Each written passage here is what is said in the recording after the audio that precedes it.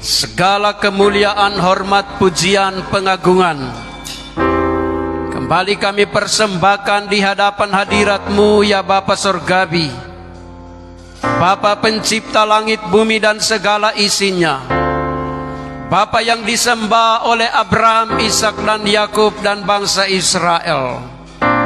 Itulah Bapa yang kami sembah dalam roh dan kebenaran. Dikuduskan dan dipermuliakanlah nama-Mu ya Bapa Yahweh Elohim. Nama-Mu adalah menara yang kuat. Kesanalah orang benar berlari dan menjadi selamat. Kami sangat bersyukur oleh karena kasih dan kuasa-Mu telah memberkati kehidupan kami semua jemaat Tuhan. Kami bisa ada di tempat ini semua karena anugerah-Mu, semua karena kebaikan-Mu Tuhan. Terlalu banyak halangan, rintangan yang menghalangi kami datang dalam persekutuan ibadah seperti saat ini. Tetapi apabila kami ada terkumpul, ini membuktikan Bapa Yahweh terlalu luar biasa menyertai setiap langkah kehidupan kami. Diberkatilah kami semua, mulai dari orang tua, demikian juga anak-anak yang Tuhan sudah kumpulkan saat ini. Diberkati oleh Bapa Surgawi, anak-anak-Mu Tuhan, anak-anak yang memiliki masa depan yang cerah, masa depan yang penuh harapan. Anak-anak-Mu Tuhan adalah anak-anak yang mewarisi perjanjian-Mu Tuhan. Berkati Tuhan. Biarlah Tuhan, sebagaimana kami orang tua mendapatkan berkat, kekuatan, kemuliaan lewat kebenaran firman-Mu, demikian juga anak-anak sekolah minggu diberkati oleh Tuhan dalam pelayanan saat ini Tuhan. Demikian juga kepada kekasih-kekasih-Mu Tuhan yang baru hadir saat ini di tempat ini, diberkati, dikuatkan, dipulihkan. Kami percaya lewat kebenaran firman-Mu, yang sakit disembuhkan, yang lemah menjadi kuat, yang berbeban berat Tuhan berikan kelegaan, dan kami semua diberkati. Terima kasih, kami sambut kebenaran firman-Mu dalam nama Yesus HaMasiah. Haleluya, haleluya. Semua katakan amin. Puji Tuhan, dipersilakan duduk kembali. Salam sejahtera di dalam kasih Bapa kita di surga. Puji Tuhan, kita sangat bersyukur oleh karena kasih dan anugerah-Nya yang sangat sempurna, yang telah menyertai setiap langkah kehidupan saya dan saudara, sehingga kita bisa lagi terkumpul di dalam persekutuan dengan jemaat Tuhan, persekutuan dengan anak-anak Tuhan di rumah Tuhan. Firman Tuhan katakan, lebih baik ada di dalam pelataran rumah Tuhan daripada 1000 hari di tempat yang lain.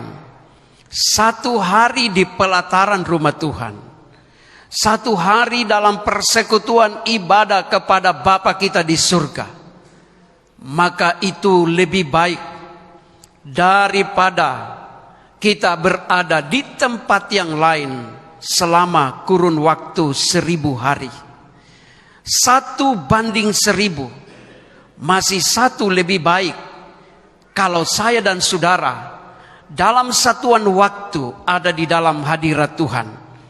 Sebab itu sangatlah luar biasa keuntungan saya dan saudara apabila kita datang bersekutu dalam persekutuan ibadah seperti saat ini.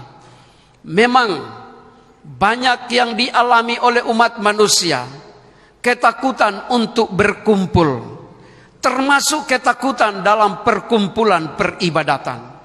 Tetapi saya mau katakan, berkumpul dalam ibadah beda berkumpul di tempat-tempat yang lain.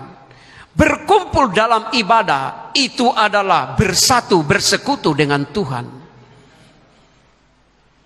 Peribadatan kita bukan hanya sekedar datang untuk kita berkumpul, untuk kita bersama-sama dengan sesama jemaat Tuhan. Bukan, saudara-saudara. Tetapi perkumpulan dalam rangka ibadah adalah perjumpaan dengan Tuhan yang kita sembah. Perjumpaan dengan Bapa, Putra, dan Roh Kudus. Jadi beda perkumpulan di dalam kegiatan yang bukan dalam peribadatan. Kegiatan dalam peribadatan, perkumpulan dalam peribadatan adalah persekutuan dengan hadirat Tuhan. Dan kalau persekutuan dengan hadirat Tuhan, yang lemah menjadi kuat, yang berbeban berat akan dilegakan, yang sakit disembuhkan, yang mengalami pergumulan, Tuhan akan berikan jalan keluar. Karena kita berjumpa dengan jalan kebenaran dan kehidupan. Itulah Tuhan Yesus HaMasiah, Gembala yang baik.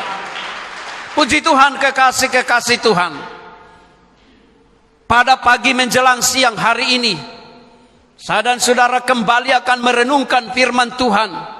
Bagaimana Tuhan membebaskan bangsa Israel dari tanah perbudakan. 70 tahun diperbudak di tanah Babilonia. Dan oleh kuasa daripada Bapa Yahweh, bangsa Israel dikeluarkan oleh Tuhan melalui fasilitas daripada raja yang waktu itu Tuhan pakai untuk membebaskan bangsa Israel. Itulah Raja Kores. Kekasih-kekasih Tuhan, ternyata kalau Tuhan membebaskan umatnya, bisa pakai siapa saja untuk membebaskan umatnya. Kalau Tuhan membebaskan saya dan saudara dari perhambaan dosa, maka Tuhan bisa pakai apa saja. Tuhan bisa pakai situasi apa saja, termasuk situasi yang sementara dialami oleh dunia ini. Ingat, ini momentum bagi saya dan saudara supaya lebih kuat dengan Tuhan. Bukan lebih lemah, bukan lebih jauh dari Tuhan. Momentum yang sementara terjadi, keadaan yang sementara terjadi oleh karena hadirnya penyakit yang menggoncangkan dunia ini. Ingat, ini bagi saya dan saudara sebagai orang yang beriman adalah bagian untuk supaya kita lebih kuat lagi di dalam Tuhan. Karena iblis sementara juga mempergunakan kesempatan untuk melemahkan kehidupan manusia melalui keadaan yang sementara dihadapi oleh manusia. Manusia dilanda dengan ketakutan, manusia dilanda oleh kecemasan, manusia dilanda oleh kekhawatiran, dan akhirnya imannya mulai goyah. Tetapi saat ini saya mau katakan, mari melalui peristiwa yang sementara dihadapi oleh dunia ini, kita juga mengaminkan bahwa apa yang difirmankan itu betul-betul terjadi. Jadi kalau saya dan saudara kembali pada kebenaran firman Tuhan, maka kita semakin meyakini, semakin mengimani bahwa benarlah apa yang dikatakan oleh firman Tuhan, bahwa dunia akan mengalami kegoncangan.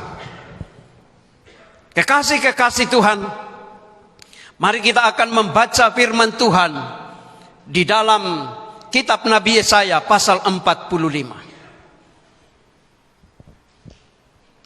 Jemaat Tuhan diundang berdiri.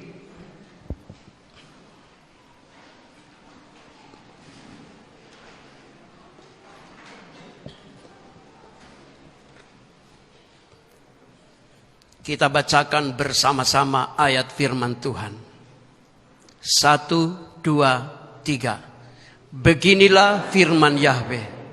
Inilah firmanku kepada orang yang kuurapi, kepada Kores yang tangan kanannya kupegang, supaya aku menundukkan bangsa-bangsa di depannya dan melucuti raja-raja, supaya aku membuka pintu-pintu di depannya, dan supaya pintu-pintu gerbang tidak tinggal tertutup.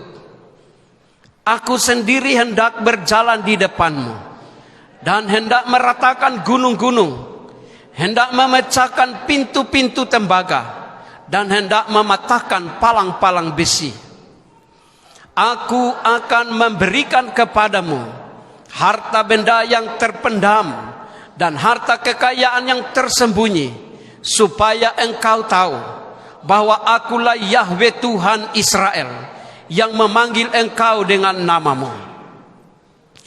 Oleh karena hambaku Yakub dan Israel, pilihanku, maka aku memanggil engkau dengan namamu, menggelari engkau, sekalipun engkau tidak mengenal aku.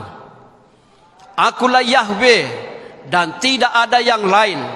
Kecuali aku tidak ada Tuhan.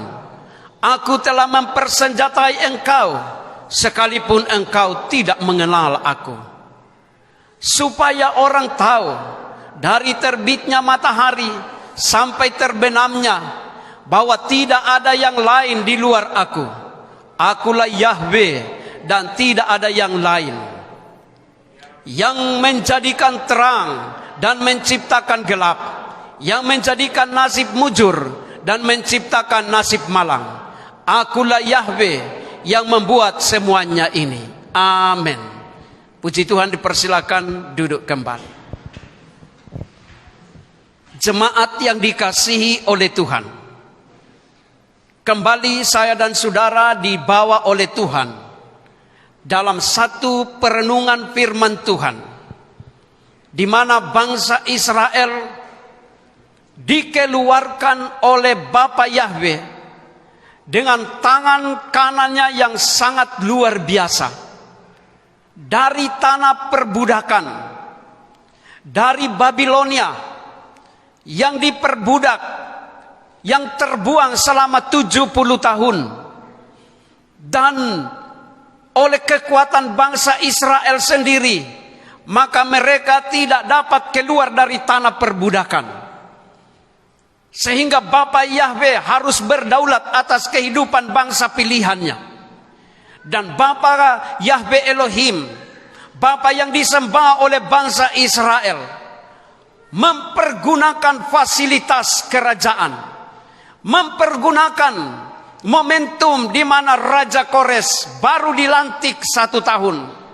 Jadi sejak bangsa Babilonia dipimpin oleh Raja Kores, maka di sanalah Tuhan memilih Raja Kores untuk meluputkan bangsa Israel. Tuhan menetapkan Raja Kores, walaupun Tuhan katakan, engkau tidak mengenal aku. Tetapi kalau dalam rencana keselamatan umatnya, maka Tuhan bisa pakai siapa saja untuk membebaskan bangsa Israel. Tuhan berdaulat atas bangsa pilihannya. Tuhan berdaulat atas kehidupan saya dan saudara.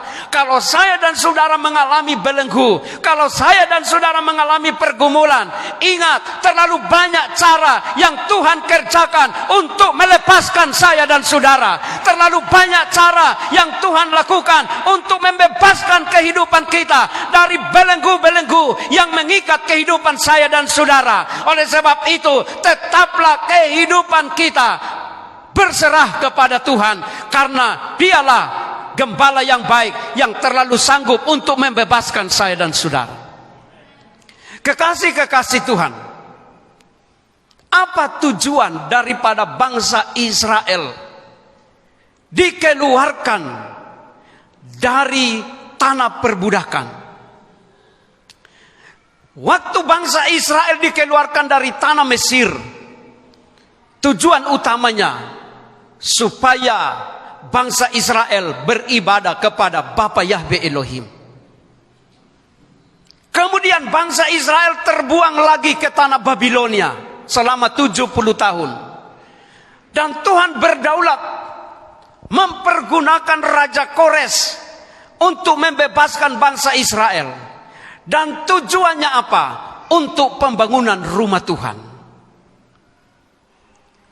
Karena sejak bangsa Israel dikalahkan oleh Raja Nebukadnezar, maka runtuhlah pembangunan rumah Tuhan yang pertama.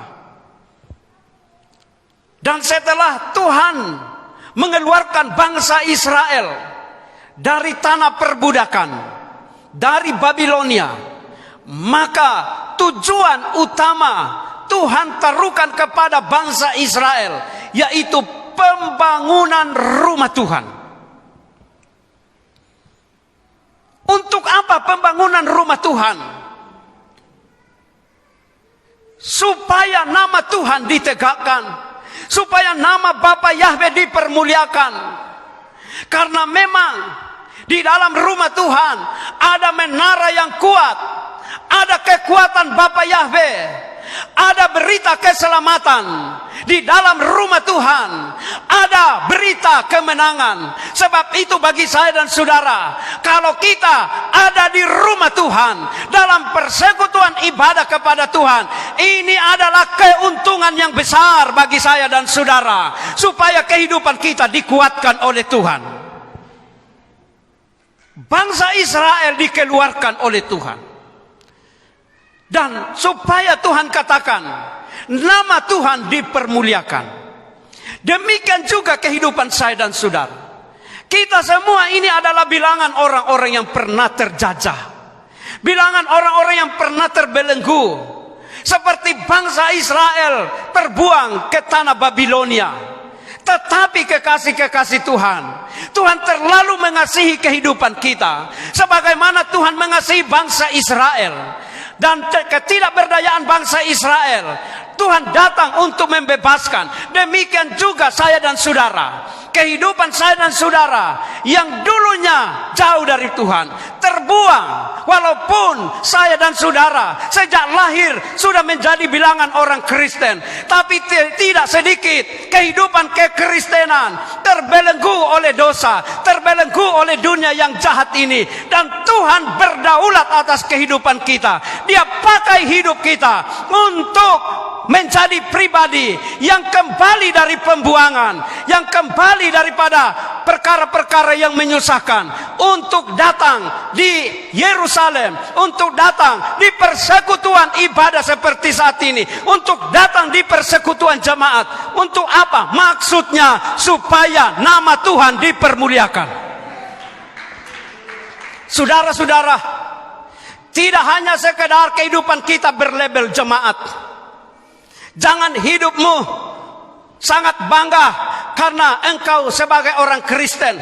Jangan bangga dengan kekristenan, tetapi banggalah kalau kehidupanmu menjadi pribadi yang mempermuliakan nama Bapamu di surga.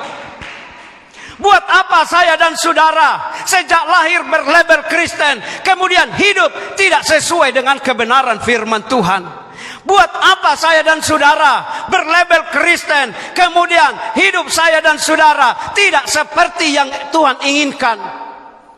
Sia-sia. Firman Tuhan katakan, banyak orang berseru Tuhan, Tuhan, tetapi pada akhirnya Tuhan katakan, enyahlah dari hadapanku, hai kamu pembuat kejahatan. Ini ditujukan kepada orang Kristen, orang yang dikatakan pengikut Yesus HaMasiah, tapi pembuat kejahatan. Untuk itu Tuhan mengeluarkan kehidupan jemaat Tuhan. Tuhan mengeluarkan saya dan saudara dari belenggu ikatan dosa,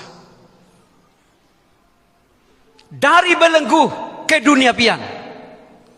Dan ada tujuannya, kekasih-kekasih Tuhan. Sebagaimana bangsa Israel waktu dibebaskan dari Babilonia, tujuannya adalah pembangunan rumah Tuhan. Demikian juga saya dan saudara. Kalau Tuhan sudah bebaskan, kalau Tuhan sudah bawa dalam kehidupan jemaat Tuhan, bukan hanya sekedar datang, duduk dan diam, tetapi saya dan saudara dibawa oleh Tuhan supaya aktif terlibat dalam pembangunan rumah Tuhan. Apa itu pembangunan rumah Tuhan? Secara fisik, inilah rumah Tuhan, tempat saya dan saudara beribadah. Kekasih-kekasih Tuhan, ibu, bapak, saudara sekalian, jangan engkau bangga kalau bergabung di tempat, di wadah pelayanan.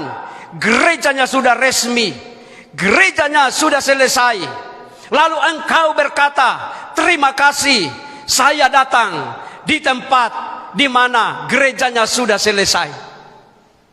Tetapi kalau engkau datang di wadah pelayanan, di mana kehidupanmu diperhadapkan pada pekerjaan yang besar, pembangunan rumah Tuhan, perlu berbangga bahwa itu adalah rencana Tuhan, karena engkau dan saya dikumpulkan untuk membangun rumah Tuhan.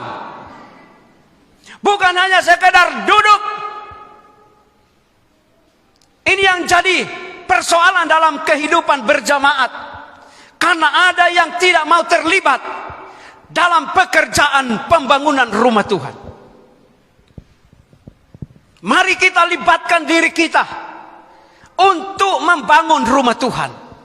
Saya dan saudara bersyukur ada di daerah Sulawesi Utara yang betul-betul kehidupan orang beriman sangat diwarnai dengan pembangunan rumah Tuhan.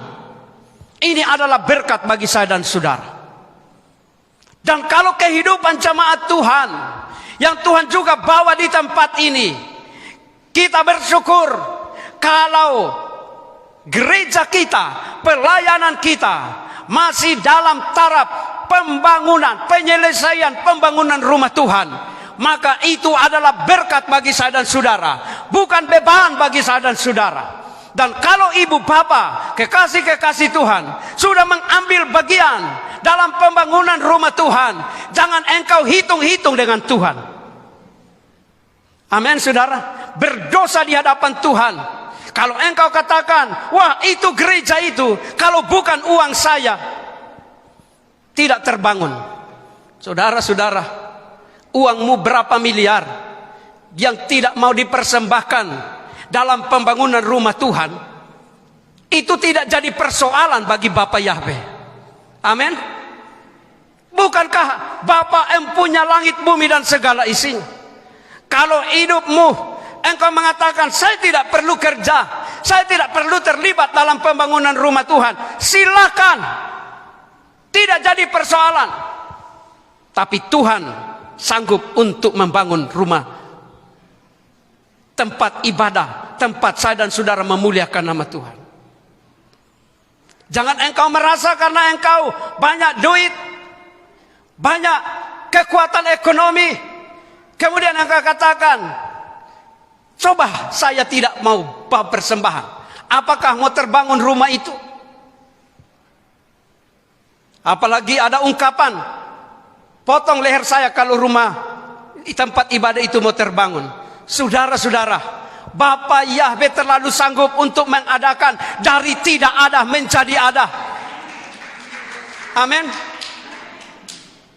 Saudara dan saya tidak terpanggil dalam pembangunan rumah Tuhan, Tuhan tidak rugi. Amin. Saudara dan saya tidak tergerak untuk bekerja dalam pembangunan rumah Tuhan, Bapa Yahweh tidak rugi. Karena dia terlalu sanggup mengadakan dari tidak ada menjadi ada. Tetapi ternyata firman Tuhan sudah catatkan, bangsa Israel harus dibebaskan dari tanah perbudakan. Tujuannya untuk pembangunan rumah Tuhan. Saya dan saudara dikumpulkan dalam persekutuan jemaat seperti saat ini. Tujuan kita bukan untuk saling mencela satu sama lain, saling mengoreksi satu sama lain, tetapi tujuan kita adalah pembangunan rumah Tuhan.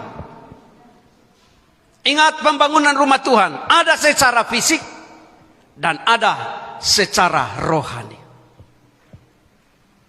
Secara rohani, rumah Tuhan adalah pribadi saya dan saudara. Rumah Tuhan adalah perkumpulan jemaat Tuhan. Oleh sebab itu, jadilah pribadi yang betul-betul menjadi pilar-pilar pembangunan rumah Tuhan. Pilar-pilar yang kokoh. Kalau saudara tidak mau jadi pilar yang kokoh, lebih baik keluar dari jemaat ini. Amin. Amin. Angkat tangannya mau jadi pilar-pilar yang kokoh. Karena ini maksud Tuhan, saudara-saudara. Kita berikan kemuliaan bagi Bapa kita di surga.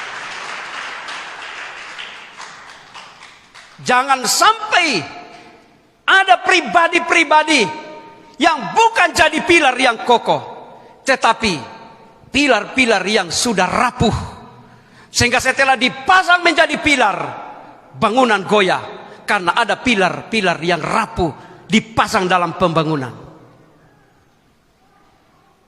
Karena tujuan Tuhan untuk saya dan saudara bergabung, saya selalu katakan, siapapun engkau, sebentar juga akan ada yang dibaptis, saudara-saudara. Dan ibu bukan hanya sekedar dibaptis, tetapi jadi pilar-pilar yang kokoh dalam pembangunan jemaat Tuhan di tempat ini. Kami juga menerima informasi, ada itu oma yang dibaptis berapa minggu yang lalu, sudah dipecat daripada gerejanya. Saya katakan puji Tuhan. Semakin banyak pecat gereja-gereja, pecat jemaat, semakin gereja ini diberkati oleh Tuhan. Jadi saya mau katakan, kalau ada jemaat yang dipecat dari gerejanya, sampaikan kepada orang-orang tersebut bahwa gereja ini sangat menerima, welcome bagi jemaat yang dipecat dari gerejanya. Karena tujuan kita bukan materi, tetapi tujuan kita adalah pembangunan rumah Tuhan. Amin. Pembangunan rumah rohani. Jadi memang ini oma yang dibaptis dan sesudah dibaptis dipecat, memang oma yang tidak berdaya. Bukan omah yang konglomerat. Karena saya juga melihat ada jemaat-jemaat yang sudah dibaptis di pelayanan kita, tapi karena banyak duit tidak dipecat dari gerejanya. Ini ketidakadilan. Justru dibujuk lagi untuk aktif lagi di gerejanya. Kekasih-kekasih Tuhan. Tapi oma yang kami baptis 2 minggu yang lalu, oma yang tidak berdaya, saya juga dipanggil dalam rangka doa penyerahan. Karena menurut anak-anaknya, oma ini soalnya tidak mati-mati. Tapi sesudah didoakan, dia ambil keputusan untuk dibaptis. Dan dia sudah mengalami pemulihan, kekuatan daripada Tuhan. Berikan kemuliaan bagi Bapa kita di surga. Dan informasi yang kami terima, anak-anak cucu-cucunya akan berjemaat di tempat ini. Ceritakanlah kebenaran. Bergabunglah dalam pelayanan ini untuk menjadi kekuatan di dalam rumah Tuhan.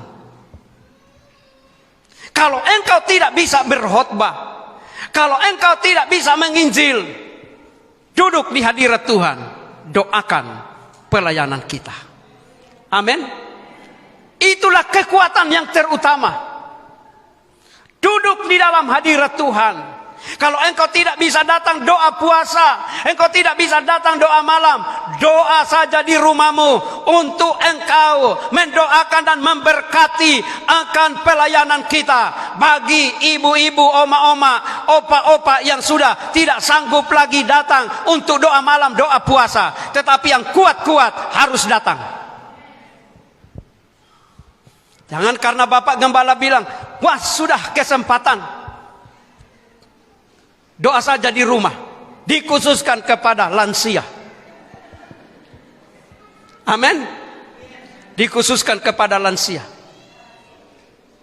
Tapi bagi yang kuat-kuat, datang untuk doa malam, doa puasa di dalam pelayanan kita. Karena untuk itulah saya dan saudara dipanggil untuk menjadi pribadi yang keluar dari tanah perbudakan. Ingat kekasih-kekasih Tuhan, bangsa Israel setelah perintah Raja Kores, maka mereka berbondong-bondong keluar menuju Yerusalem dalam satu tujuan, pembangunan rumah Tuhan. Demikian juga kehidupan saya dan saudara. Jangan sampai didapati oleh Tuhan hanya uang kita masuk di gereja, lalu hidupmu tetap di dalam perbudakan dosa. Jangan cuma ide, pikiran, usulan, saran saya dan saudara masuk di dalam gereja kita, tetapi tubuhmu, hidupmu tetap ada di dalam dosa. Itu sama dengan bangsa Israel sudah diperintahkan keluar dari tanah Babilonia, sudah diperintahkan untuk keluar dari tanah perbudakan, tetapi tidak mau untuk masuk, untuk berjalan ke Yerusalem dalam rangka pembangunan rumah Tuhan. Tetapi bagi saya dan saudara kekasih-kekasih Tuhan, mari kita masuk di dalam programnya Tuhan. Amin. Saudara-saudara, tinggal sedikit waktu lagi untuk saya dan saudara mengerjakan pelayanan. Tinggal sedikit waktu lagi. Sekarang sementara pemeteraian daripada antikris. Dan pemeteraian itu ternyata tidak susah bagi dunia ini. Gampang dilakukan. Dengan adanya ketakutan yang melanda dunia ini, maka manusia dengan mudah dimeteraikan oleh antikris dalam rangka keselamatannya, dalam rangka menghindari daripada kekuatan-kekuatan yang mengancam tubuh manusia. Maka manusia dengan gampang untuk dimeteraikan. Kepada saya dan saudara sudah diperingatkan oleh firman Tuhan, jangan sampai meterai antikris kita terima. Apapun taruhannya, nyawa sekalipun, jangan sampai engkau menerima meterai daripada antikris. Karena pada saat manusia menerima meterai antikris, maka meterai dari kerajaan surga batal demi hukum. Memang saya dan saudara akan menghadapi situasi yang sangat dilematis, dan taruhannya adalah nyawa. Tetapi firman Tuhan katakan, orang yang mengasihi nyawanya akan kehilangan nyawanya. Tetapi orang yang mengasihi Bapa Yahweh tidak akan kehilangan nyawanya. Dia akan mengalami keluputan. Sesuai dengan catatan firman Tuhan, antikris akan menguasai secara total selama 3,5 tahun.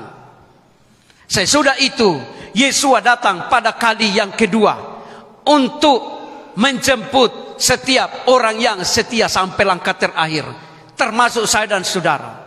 Dan itu sudah berbicara hubungan pribadi dengan Tuhan.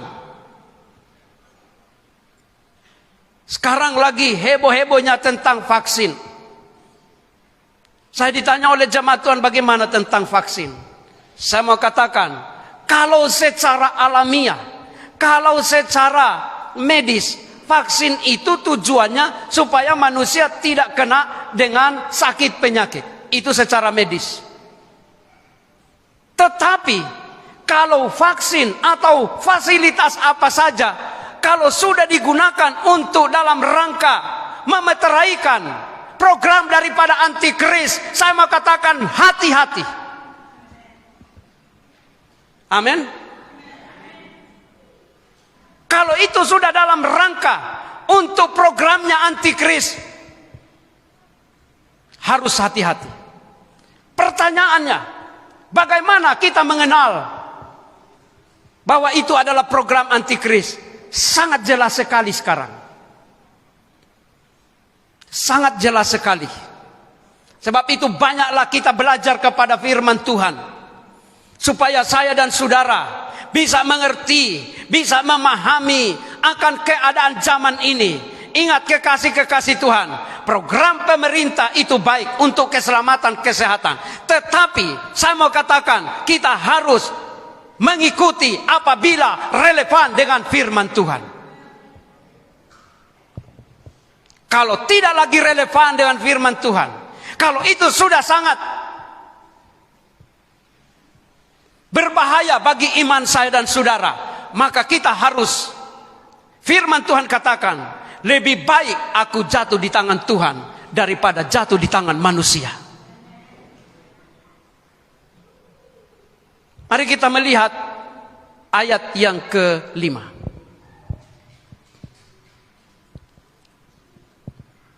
Kita bacakan bersama-sama ayat yang ke-5. 1, 2, 3. Akulah Yahweh, dan tidak ada yang lain. Kecuali aku, tidak ada Tuhan. Aku telah mempersenjatai engkau, sekalipun engkau tidak mengenal namaku. Kekasih-kekasih Tuhan, firman Tuhan ini adalah ungkapan daripada Bapa Surgawi kepada Raja Kores.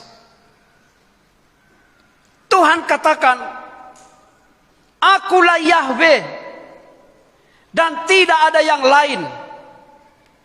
Tidak ada sesembahan yang lain yang dapat menyelamatkan umatnya selain Bapa Yahweh Elohim. Berikan kemuliaan bagi Bapa kita di surga. Tidak ada sesembahan yang benar.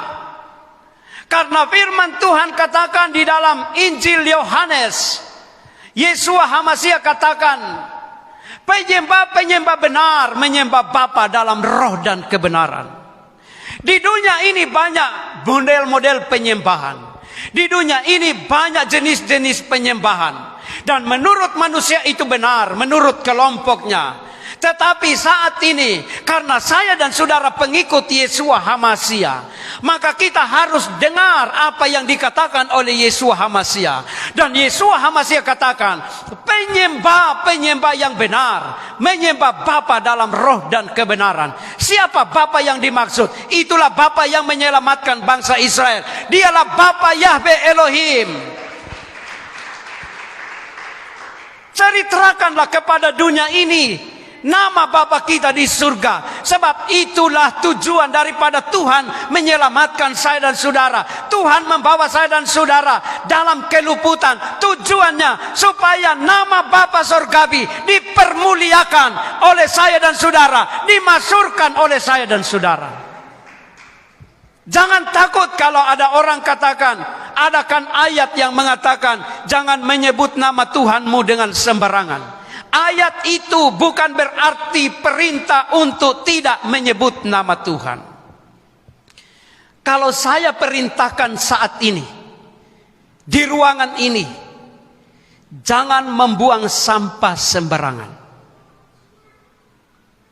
Apakah ini larangan untuk tidak membuang sampah? Tidak, saudara-saudara. Ungkapan ini adalah perintah supaya buanglah sampah pada tempatnya. Demikian juga kalimat tentang penyebutan, pemanggilan nama Bapa kita di surga. Tuhan sudah katakan, jangan kamu menyebut nama Tuhanmu, nama Yahweh Elohimmu dengan sembarangan. Memang benar, saudara. Nama Tuhan jangan disebut dengan sembarangan. Nama Tuhan tidak perlu diperdebatkan. Tugas saya dan saudara memasyhurkan nama Bapa Yahweh Elohim kepada umat manusia. Siapapun dia, masyhurkan, ceritakan, dan jangan diperdebatkan. Kalau orang mau berdebat, hindari orang tersebut. Karena untuk nama Tuhan bukan untuk diperdebatkan, tapi untuk diceritakan, untuk dimasyhurkan, untuk dimuliakan, untuk dipuja dan disembah. Berikan kemuliaan bagi Bapa kita di surga. Jadi kalau ada orang mau perdebatkan nama Tuhan yang kita sembah, hindari. Karena tugas saya dan saudara yaitu untuk memasyhurkan nama Bapa kita di surga. Dan Tuhan katakan kepada Raja Kores, hei Raja Kores, engkau tidak mengenal aku. Tetapi saat ini aku memakai kehidupanmu untuk menyatakan bahwa akulah Yahweh Elohim, Tuhan bangsa Israel. Dan Raja Kores menanggapi dengan positif. Raja Kores menyikapi dengan benar, dan Raja Kores perintahkan kepada bangsa Israel supaya bangsa Israel bersiap-siap kembali ke negerinya dalam rangka memasukkan nama Bapa Sorgawi dalam pembangunan rumah Tuhan. Demikian juga kehidupan saya dan saudara kekasih-kekasih Tuhan. Kalau Tuhan sudah luputkan saya dan saudara, kalau Tuhan sudah keluarkan dari berbagai pergumulan kehidupan kita dengan caranya yang ajaib, dengan caranya yang sangat mulia, maka saat ini kehidupanmu setelah engkau sudah sampai ke tempat tujuan imanmu, maka kehidupanmu ada tugas yang Tuhan amanatkan. Masyurkanlah nama Bapa kita di surga. Jadilah jemaat yang selalu setiap saat, setiap waktu untuk menceritakan kasih Tuhan, untuk menyatakan kepada dunia bahwa inilah kehidupan kami, umat pilihan Bapa Yahweh. Inilah umat yang dipimpin oleh Bapa Yahweh Elohim di dalam Yesua HaMasiah. Jangan engkau takut, jangan engkau malu menceritakan kepada dunia ini tentang status kedudukanmu di dalam iman. Iman saya dan saudara adalah iman yang sentralnya adalah Bapa Yahweh Elohim. Jangan takut, jangan malu.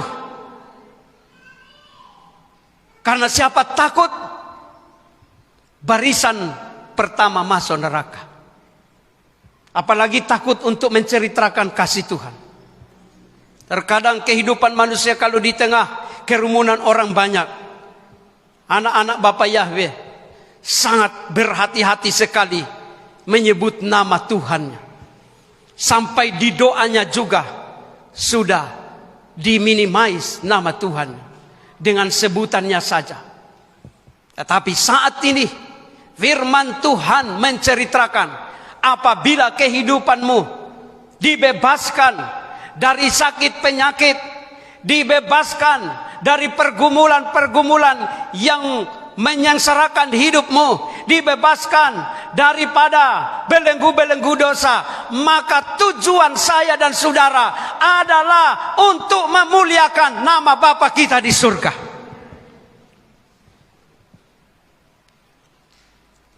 Terlibatlah dalam pembangunan rumah Tuhan. Jemaat Tuhan, jangan cuma datang jadi jemaat di tempat ini. Ambil komitmen di dalam hatimu. Amin.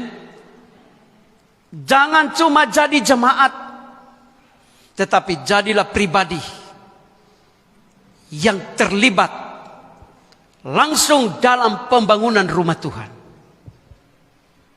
Secara fisik masih ada pekerjaan yang Tuhan perhadapkan kepada saya dan saudara dalam pembangunan rumah Tuhan secara fisik.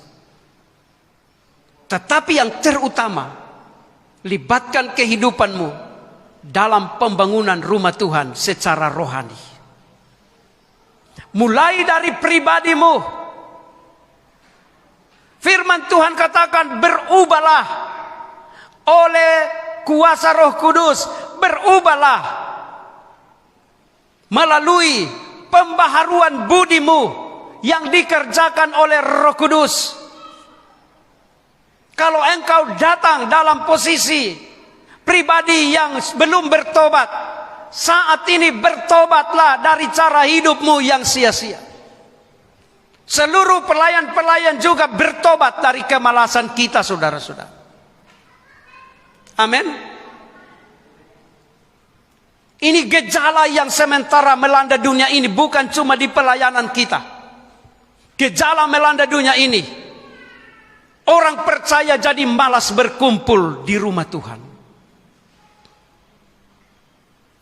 Hamba-hamba Tuhan jadi malas berkumpul dalam doa bersama. Jemaat Tuhan jadi malas berkumpul dalam persekutuan ibadah karena alasan jaga jarak.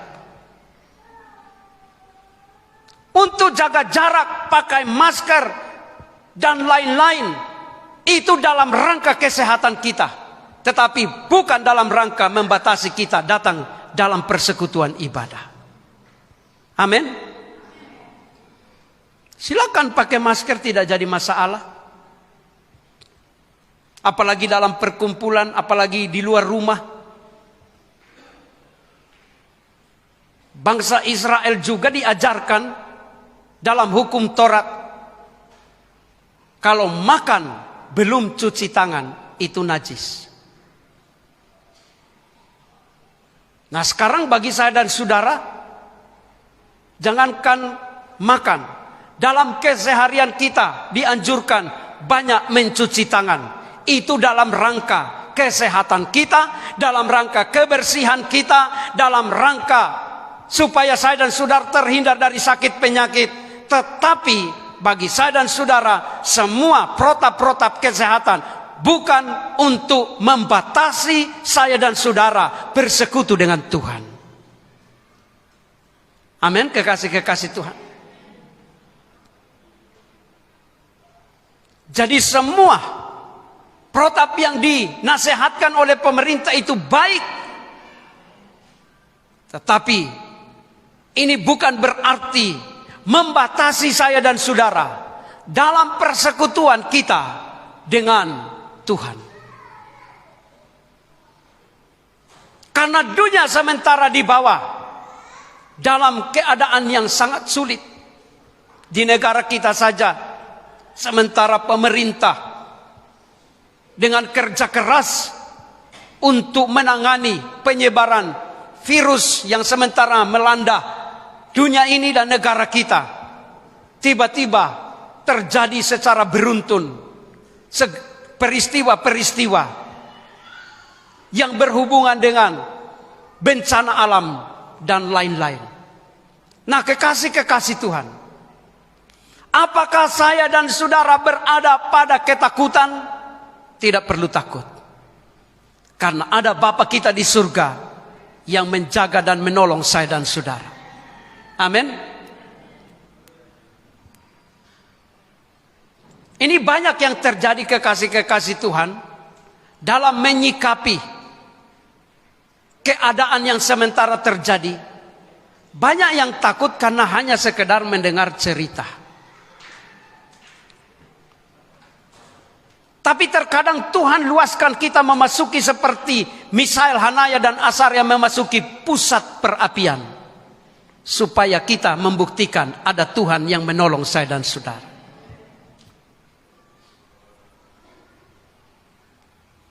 Terkadang manusia kalau cuma mendengar ini di utara ini zona merah, sudah ketakutan. Dan orang selatan tidak akan pergi ke utara. Tetapi saya mau katakan, masuk saja ke utara. Dan engkau akan mengalami pengalaman-pengalaman, menjadikan pengalaman adalah guru yang terbaik. Sehingga engkau tidak takut lagi dengan zona merah. Amin. Engkau tidak takut lagi dengan sakit penyakit. Karena bersama Bapa Yahweh, kita pasti keluar sebagai pemenang. Kita berikan kemuliaan bagi Bapa kita di surga.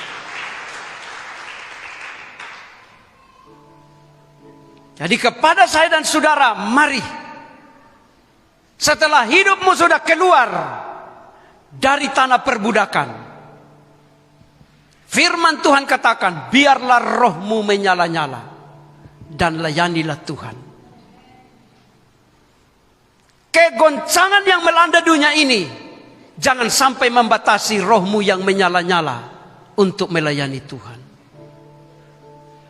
Pergumulan yang kamu hadapi jangan menjadikan saya dan saudara kendur daripada kerajinan kita untuk melayani Tuhan. Orang yang melayani Tuhan pasti hidupnya di tangan Tuhan. Amin. Orang yang berpegang pada kebenaran, mati hidupnya ada di dalam tangan Tuhan. Firman Tuhan sudah katakan, lebih baik jatuh di tangan Tuhan daripada jatuh di tangan manusia. Pastikan kehidupan saya dan saudara adalah pribadi yang datang berkumpul berjemaat di tempat ini adalah pribadi-pribadi yang menjadi pilar-pilar dalam pembangunan rumah Tuhan. Karena masih banyak jiwa-jiwa yang datang bergabung lagi dalam pelayanan kita. Dan melalui kehidupan ibu bapak saudara sekalian, bawalah mereka untuk mengalami pertolongan Tuhan. Dan juga untuk menjadi bahan-bahan dalam pembangunan rumah Tuhan di tempat ini. Bapa Yahweh memberkati kita semua. Demikianlah firman Tuhan yang menjadi berkat bagi saya dan saudara. Kita tunduk kepala, kita berdoa. Terima kasih Bapa. Terima kasih untuk kebaikan. Kami sudah dibawa oleh Tuhan di tempat di mana nama-Mu dipermuliakan. Dalam satu tujuan visi misi Tuhan untuk pembangunan rumah Tuhan. Baik pembangunan secara alamiah maupun pembangunan secara rohania. Pakai kehidupan kami semua untuk menjadi bahan-bahan yang dipakai oleh Tuhan dalam pembangunan rumah Tuhan. Terima kasih dalam nama Tuhan Yesus HaMashiach. Haleluya.